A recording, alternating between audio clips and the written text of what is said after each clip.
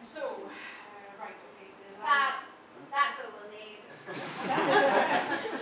Don't you want to say anything? I mean, I haven't We'll be in touch. Any questions? I heard you were seeing Jennifer Lawrence for the part. Yes, we are looking at some more recognisable actors for the role. We'll be in touch. Wait. Could I just ask you, Jensen, what does it feel like when you're acting?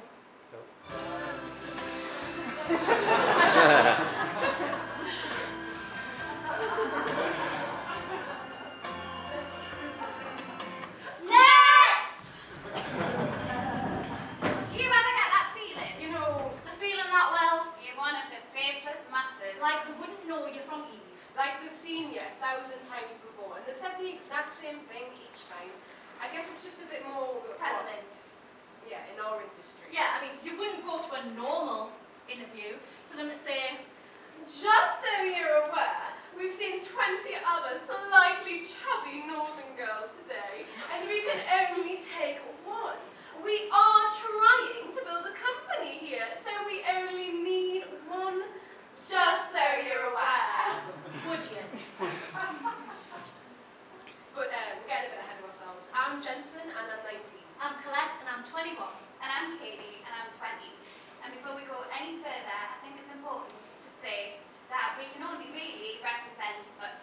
We cannot represent the experiences of women of colour, Or trans women. Or women who are mothers, or women who've been in jail. Or women who've been abused. or LGBTQ women. Anyway, to get back on track, we think this world of media and entertainment, A world we love. a world we love, is a little bit more in favour of boys than us. And when we do get a chance to show what we're made of, it usually doesn't involve cardigans. Let's make that a little bit clearer.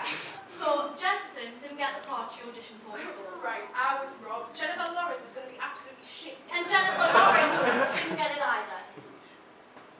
By some fluke of fate, Katie got it! Because she's actually really funny. Thanks. Are you trying to tell us something? Because I'm really funny. I mean, I can tell jokes, and I can, just No, I'm just using Katie for this bit because we need some kind of context for her to make a point. Anyway, so we just need to state a few things about Kate. So do I still get the part? Yep. So you're playing a single mother who gets mugged late at night. Oh, don't tell us the baby died. Oh, I can't handle it. So the baby's at home with her sister. Anyway, so she gets mugged and then she suffers with PTSD. post-traumatic stress disorder. And then she becomes a campaigner for more PTSD sufferers. It's really inspirational. And partially based on a true story that the writer's mother's brother's girlfriend's friend's cousin's auntie heard. Obviously it's true. Wow, proper inspirational stuff that way. Yeah. So actually, anyway, we need someone to be director. I've got it. Okay, can you be costume? It's just honestly, it's really important costume. Right, Katie, if you just stand there and folks right in front of you, just pretend the mug is right in front of you. Right.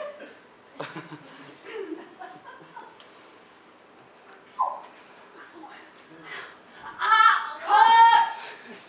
Actually, are you coping okay in that costume, Katie? Yeah, why? Just, actually, can we lose the cardigan? It doesn't look great on camera. It's awful, actually.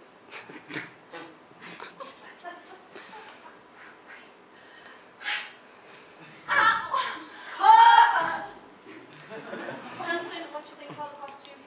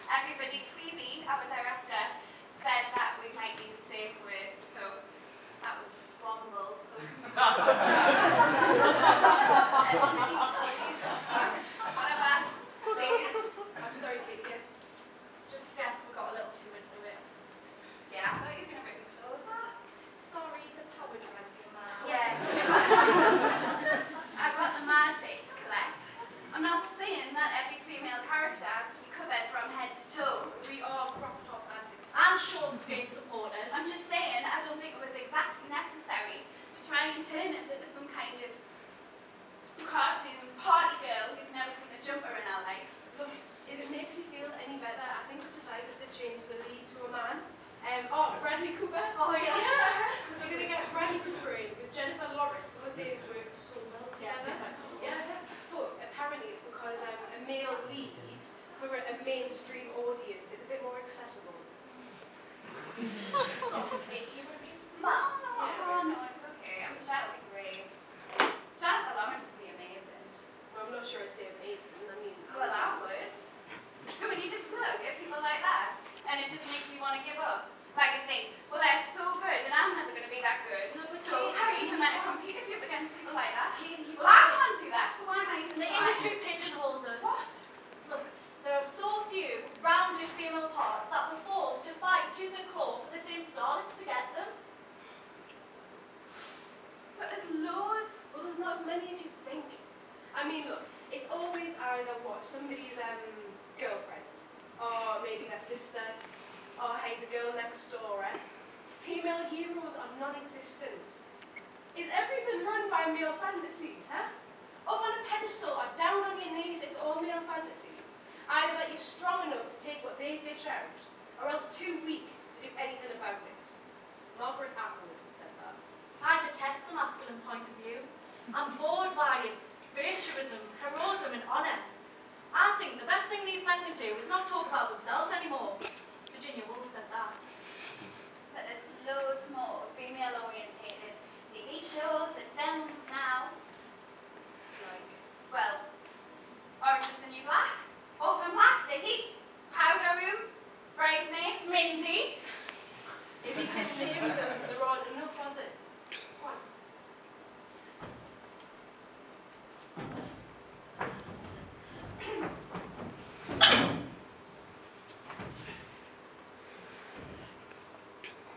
In terms of film, 24 of the top 50 grossing films of 2013 passed the Bechdel test. Which is a test designed to highlight the dismissal of female characters in film. Now, the rules are that two named female characters must have a conversation for more than 30 seconds about a subject other than men. Yeah. So 24 out of 50, that's nearly half, which is great. But only 17 of those definitely had two women talking about a subject other than a man for more than 30 seconds. The others just had dubious conversations, I think. Women are sort of treated as like background fillers and just accessories to the male lead. We're all just some kind of manic pixie dream girl. Gonna do anything about it? Anyone? We know this is a massive generalisation. I just wanted to shock you a little. I mean, it's surprising what happens when you add a little bit of that in the mix. It's true though. The media doesn't tell enough stories about women. Well, it is getting better. Like I said, Bridesmaids is